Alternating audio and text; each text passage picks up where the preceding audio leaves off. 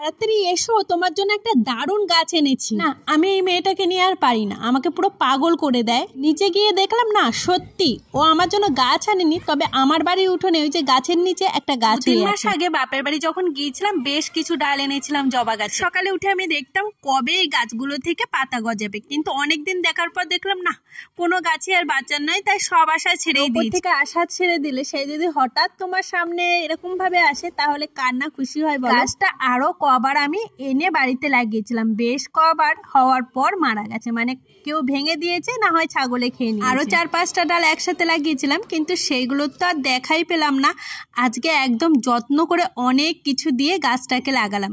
যেহেতু গাছটা ছোট আছে, লাগানোর সময় তো আমি প্রচন্ড ভয় ছিলাম, কেননা গাছটা একদম বেঁকা হয়েছিল। এর গোড়ায় যে শিকড়গুলো আছে সেগুলো যেন নাড়া না খায়। জানি না এরপরে গাছটা হবে কিনা, তবে অনেক আশা নিয়ে গাছটা লাগালাম। আমার কাছে কত দাম চেয়েছিল যেন, 70 টাকা। বড় তো টাকা খরচ না করে যদি এরকম গাছ পাওয়া যায় তাহলে কত না